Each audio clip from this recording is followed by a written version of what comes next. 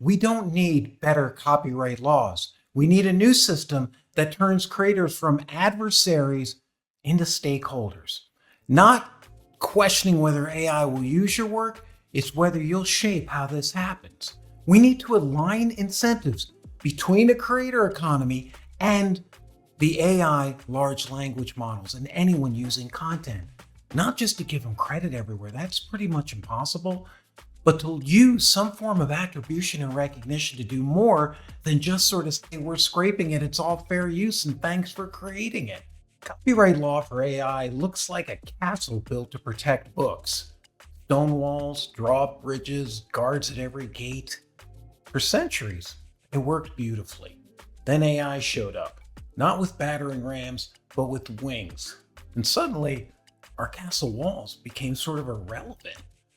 Copyright law is dying. I would argue with the digital world and AI, it's probably dead. Not because it's wrong, but because it can't keep up. With tech giants battling in courtrooms, smaller creators outside of the big media companies are left behind. But what if we stopped fighting yesterday's war and built something better?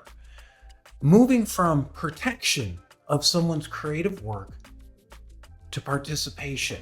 Because in episode 70, when copyright died, the day AI changed creation forever, we're going to look at why that sue and hope model isn't working and propose two new models to create and earn, and why traditional copyright fails in an AI world. So follow through, because at the end, we're going to share specific ways and some code if you want to jump into it to try to prove and at least validate your creation a little bit and start rethinking this whole copyright AI content thing from being an opposing battle where the large language models say we can't pay for it, and the people who are creating it are saying, what's up with us? Where do we go next? So last month at TechCrunch Disrupt, I watched a really fascinating scene unfold.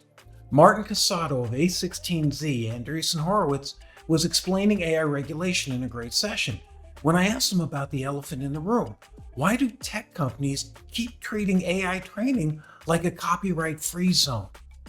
I asked for his thoughts around why does a large language model take content and when it ingests it, there's no copyright involved, it's just broken into tokens and can never really easily be created on the other end. And he said, what I'm suggesting with the copyright is sort of like his daughter who went to see, let's say, a great Spider-Man movie.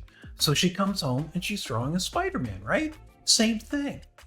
Now, I didn't want to call him out because this is TechCrunch and he gave a great session, but looking at this, it's really not the same thing. And it comes to the breaking point because right now, there's these two truths coming together. Engineers say input into a large language model, anything they take off the internet, a website, social media post, etc., is not copyrightable. And if you look at copyright law, which was written back for when we all bought books, right? And when I would take this book, if I took it, I had to put it in this format to be able to sell it to somebody else. That's why the protection of a copyright is an old model that really isn't going to be able to handle things. We can't sue our way out of this. We're at a point where the old rules don't apply, and we need to move from protection to participation to move beyond sue and hope.